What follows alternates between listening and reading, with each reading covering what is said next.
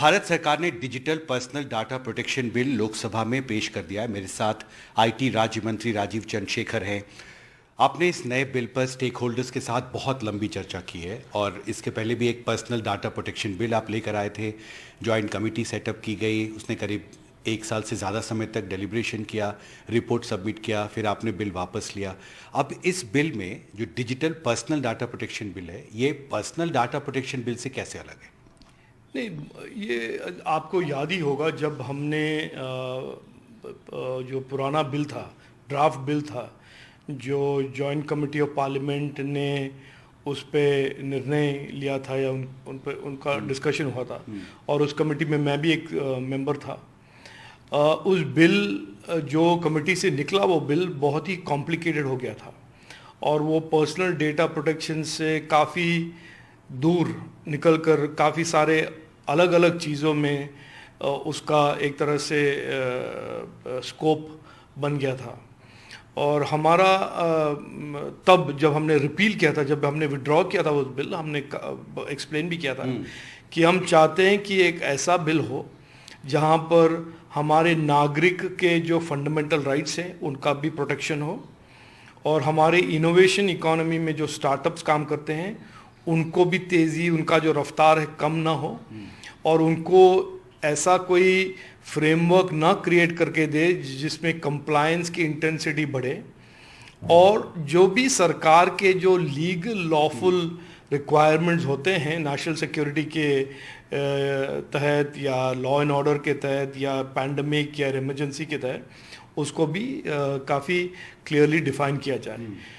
तो ये जो नया बिल आया है और हमने आज पार्लियामेंट में इंट्रोड्यूस किया है, बहुत कंसल्टेशन के बाद बहुत लोगों के साथ मिलकर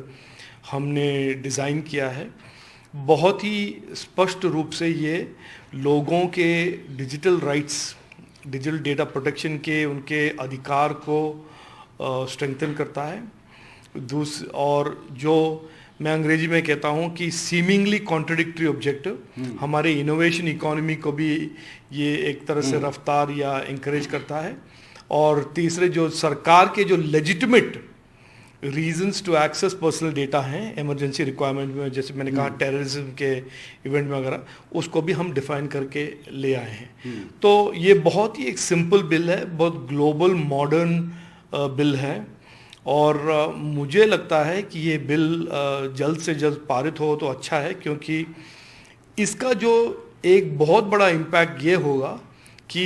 आज के दिन में जो हमारे नागरिकों की पर्सनल डेटा को लेकर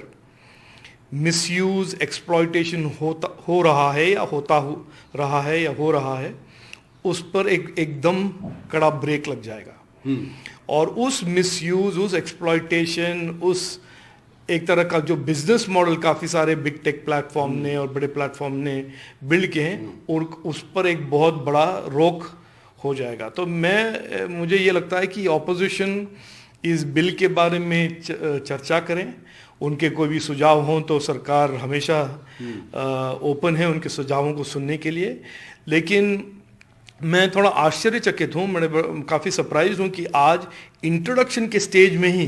वो अपोज कर रहे हैं। और मैं उनको याद दिला दूं कि वो जो आज पुट्टस्वामी जजमेंट के बारे में बात कर रहे थे